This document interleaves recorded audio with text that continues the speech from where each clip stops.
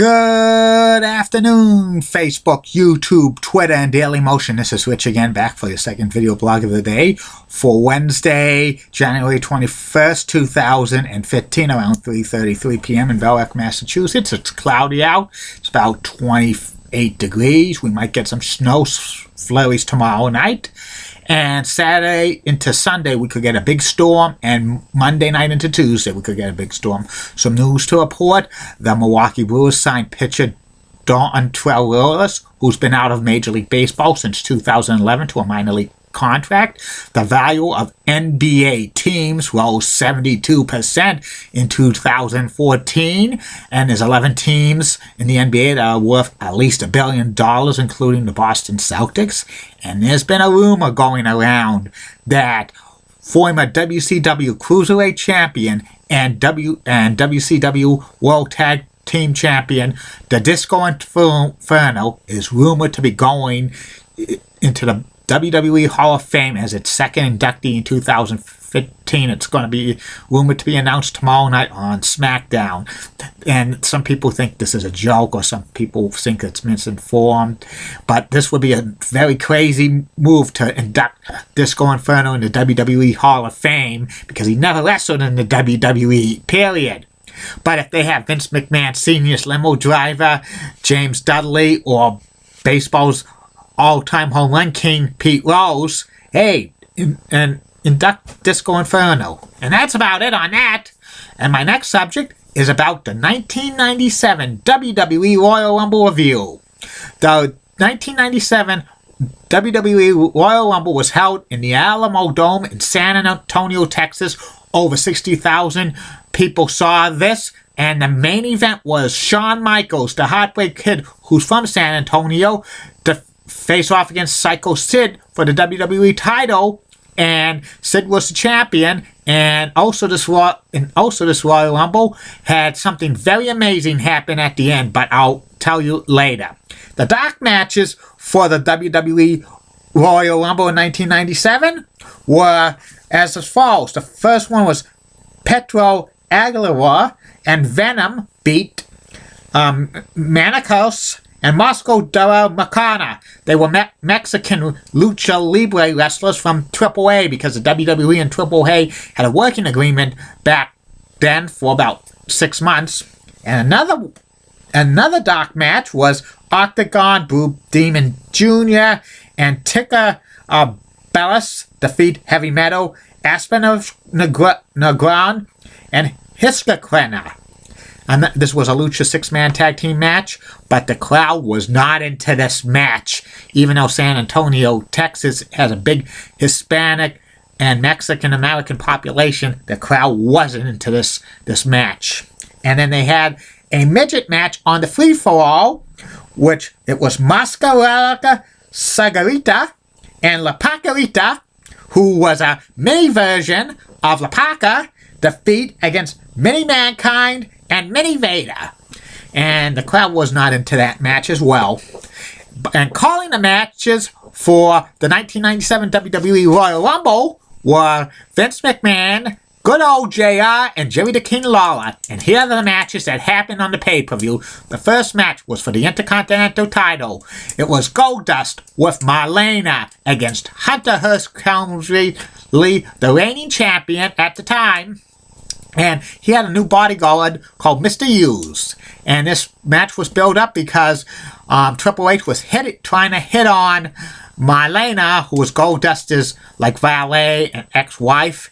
And at the beginning of the match, it was Goldust attacking Triple H. And they had a long, 16-minute match back and forth and stuff like that. The ending had Mr. Hughes distract Goldust, and Hunter Hearst Helmsley hits Goldust with the pedigree, and 1, 2, 3, and Hunter Hearst Helmsley retains the WWE Intercontinental title. This was a decent match. The next match was Ahmed Johnson facing off against Farouk, who was the leader of the Nation of Domination, which included Crush and PG-13 and D'Lo Brown at the time, and their manager Clarence Mason.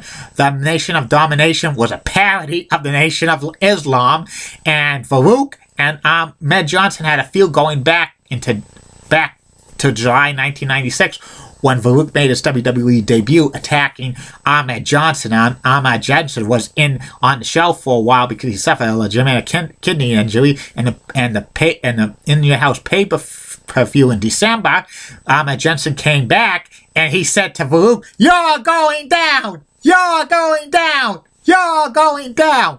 This match between Farouk and Ahmed Johnson was awful. It was only 8 minutes. Interference galore by the Nation of Domination.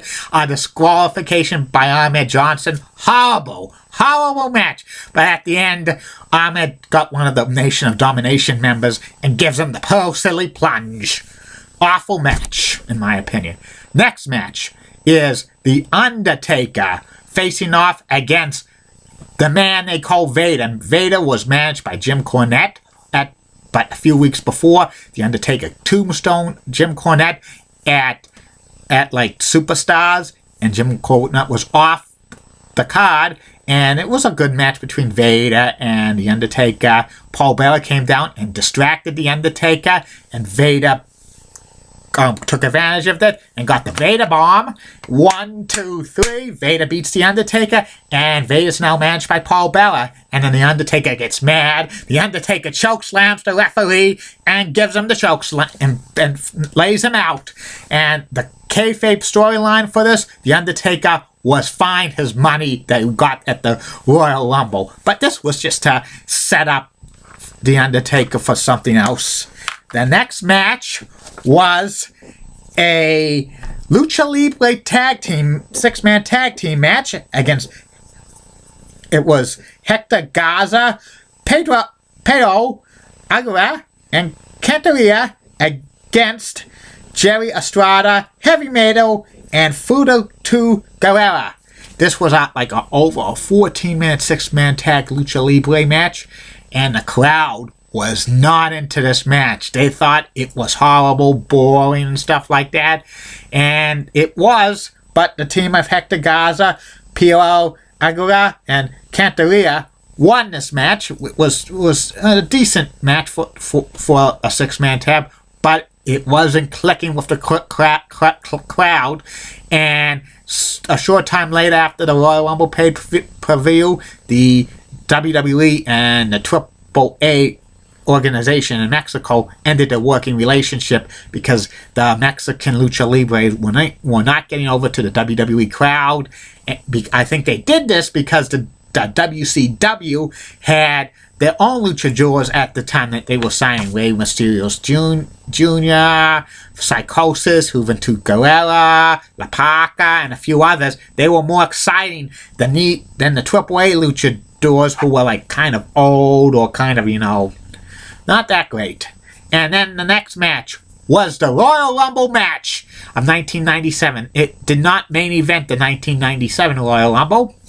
And this Royal Rumble had participants come in at every 90 seconds. The first two were Ahmed Johnson and Crush of the Nation Domination. And then they had the fake Razor Ramon come in, but there was some difficulty. He was coming in maybe too fast, too soon. And then they had Phineas I. Godwin, who's known as Dennis Knight, and Midian.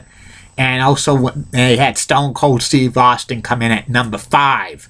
And there was a lot of stuff going on, like Ahmed Johnson eliminated himself because of Farouk interfering.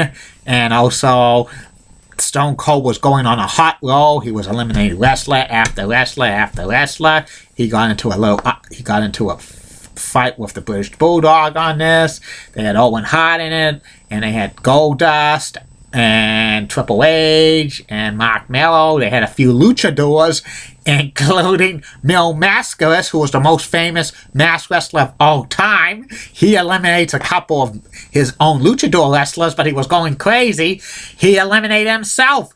This guy, Mil Mascaras, was the biggest luchador in history, but he had a reputation of not putting anybody over. So that's why he eliminated himself in the Royal Rumble. Then Farouk comes in, and then he gets chased out by Ahmed Johnson, who eliminates him. Ahmed Johnson was eliminated by himself, but he comes back in. This was to advance the storyline of Farouk and and Ahmed Johnson for the Nation of Domination.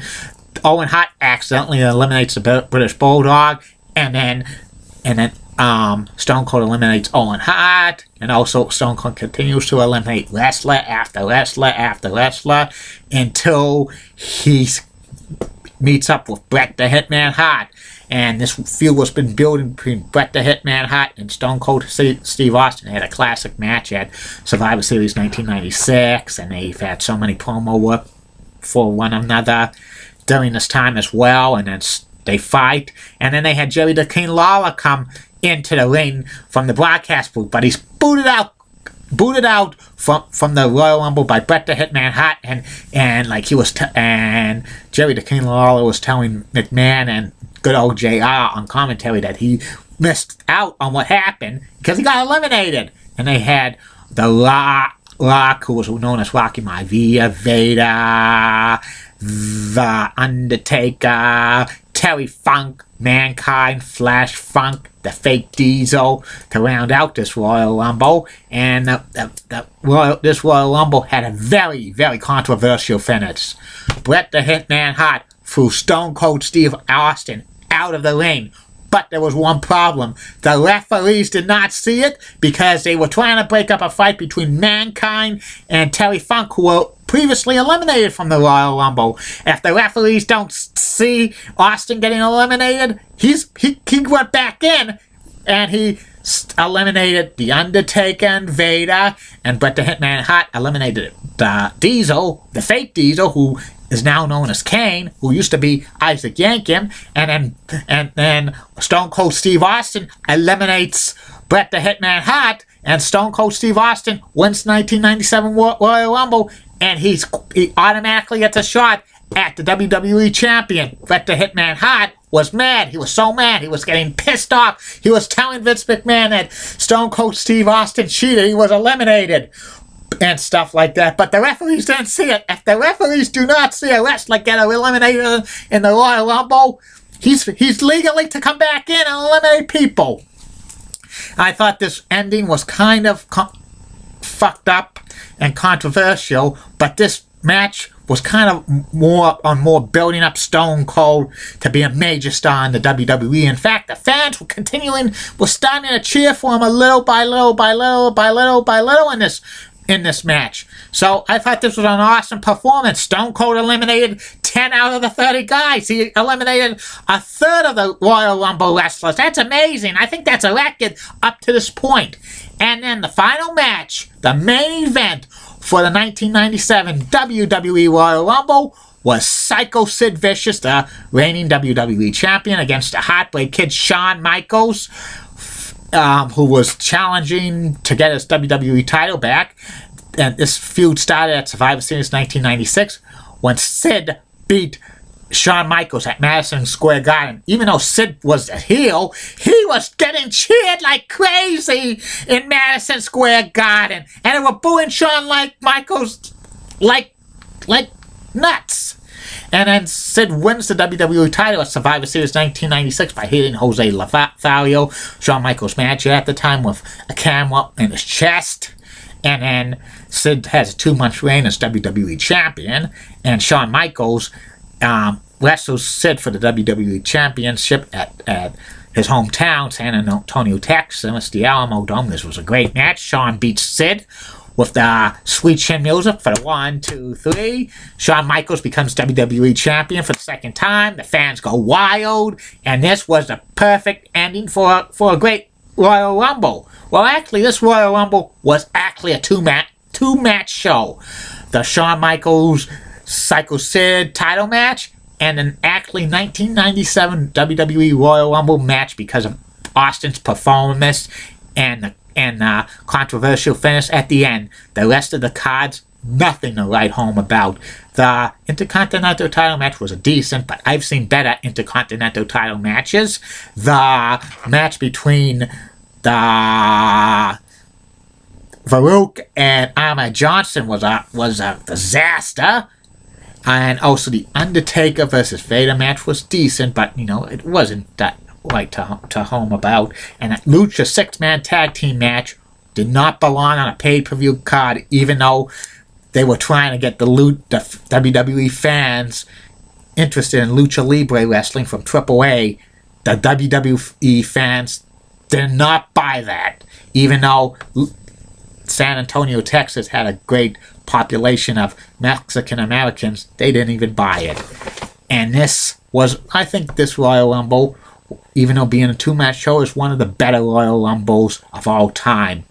And that's about it on that. Be back later, Facebook friends and YouTube followers, with my third and final video blog of the night, which will be about start of NFL's greatest dynasties, which I'll be talking about the 1970 version of the Pittsburgh Steelers, who won 4 Super Bowls in the 1970s. And don't forget, Facebook friends and YouTube followers, coming soon to these video blogs, Julie Broughton and Heidi Pratt. Bye now. Facebook, YouTube, Twitter, and Daily Motion.